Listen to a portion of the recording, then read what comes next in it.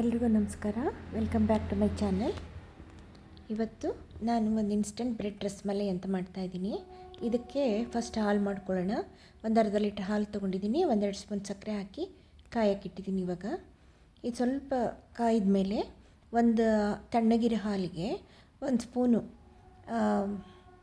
Custard powder ಹಾಕ್ಬಿಟ್ಟು ಅದನ್ನು ಆ ಹಾಲಿಗೆ ಹಾಕ್ಬಿಟ್ಟು ಗಂಟಿಲ್ದಂಗೆ ಕಲಿಸ್ಕೊಳ್ಳೋಣ.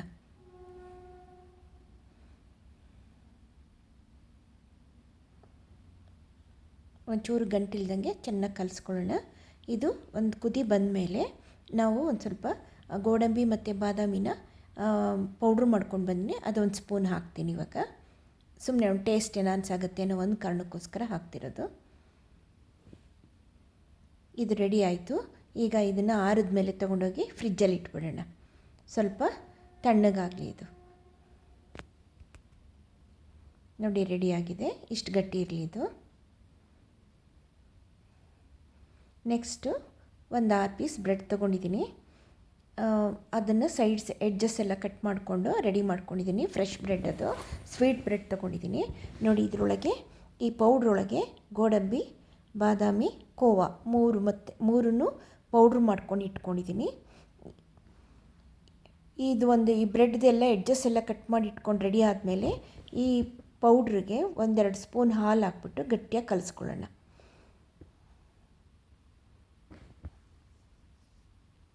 ನೋಡ್ಕೊಂಡು ಕಲಿಸ್ಬೇಕು. ಒಟ್ಟಿಗೆ ಹಾಲು ಹಾಕಬಾರ್ದು, ಯಾಕಂದರೆ ತೆಳ್ಳಗಾಗ್ಬಿಡುತ್ತೆ.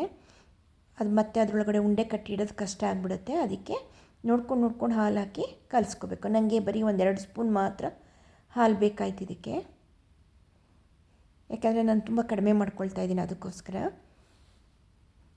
ಅಲ್ಲಿ ಕ್ವಾಂಟಿಟಿನೂ ತುಂಬ ಕಡಿಮೆ ಇದೆ. ಅದಕ್ಕೆ 2 ಸ್ಪೂನ್ ಹಾಲು ಸಾಕಾಯ್ತು ನನಗೆ. ಇದನ್ನು ಕಲಸೋವಾಗ ಮಾತ್ರ ನೋಡ್ಕೊಂಡು ಹಾಲು ಹಾಕಬೇಕು. ಒಂದೇ ಸಲ ಹಾಲು ಹಾಕಬಾರ್ದು ಅಷ್ಟೇ, ಯಾಕಂದರೆ ಉಂಡೆ ಕಟ್ಟಕ್ಕೆ ಬರೋ ಹಂಗೆ ಕಟ್ ಮಾಡ್ಕೋಬೇಕು ಇದನ್ನು.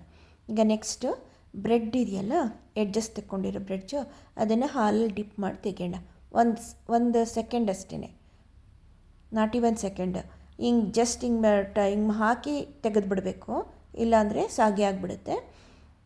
ಅದರೊಳಗಿರೋ ಎಕ್ಸ್ಟ್ರಾ ಹಾಲೆಲ್ಲನೂ ಹಿಂಡ್ಬಿಟ್ಟು ತೆಕ್ಕೊಂಬಿಡೋಣ.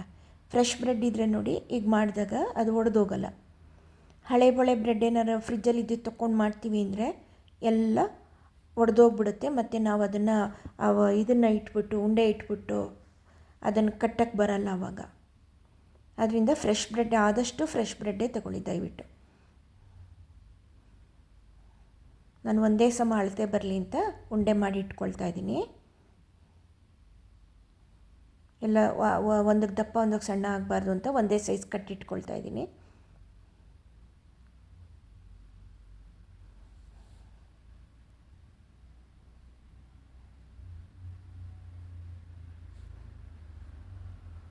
ನೋಡಿ ಅಷ್ಟೇ ಹಾಕಿ ಈಗ ಸುತ್ತ ಬ್ರೆಡ್ಡಿಂದ ಕವರ್ ಮಾಡಿಬಿಡೋದು.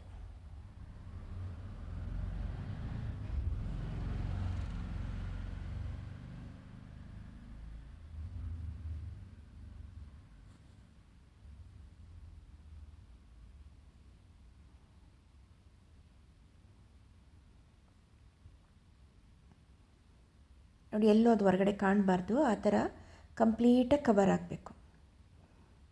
ಈಗ ನಾನು ಗ್ಲಾಸ್ ಟ್ರೇ ಒಳಗೆ ಅದನ್ನೆಲ್ಲ ಇಟ್ಕೊಳ್ತಾ ಇದ್ದೀನಿ ಮಾಡಿ.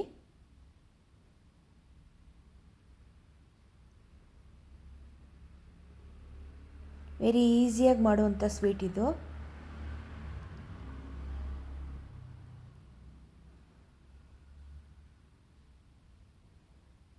ಮತ್ತು ಅಷ್ಟೇ ಟೇಸ್ಟಿಯಾಗೂ ಇರುತ್ತೆ. ಕೋಲ್ಡಾಗಿ ಫ್ರಿಜ್ಜಲ್ಲಿ ಇಟ್ಬಿಟ್ಟು ಆಮೇಲೆ ಸರ್ವ್ ಮಾಡಿದ್ರೆ ತುಂಬಾ ಟೇಸ್ಟಿಯಾಗಿ ಅನಿಸುತ್ತೆ ತಿನ್ನೋಕ್ಕಿದು.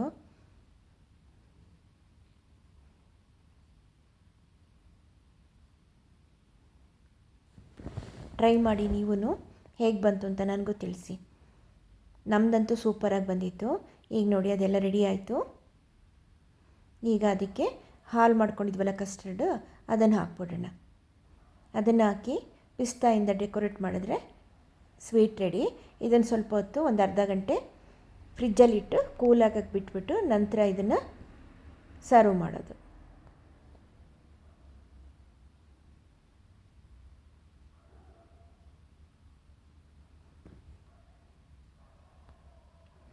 ನೋಡಿ ಈ ಥರ ಅರೇಂಜ್ ಮಾಡ್ಕೊಂಡಿದ್ದೀನಿ ನೋಡಿ. ನೀವು ಟ್ರೈ ಮಾಡಿ, ಹೇಗೆ ಬಂತು ಅಂತ ನನಗೂ ತಿಳಿಸಿ. ಓಕೆನಾ? Thank you.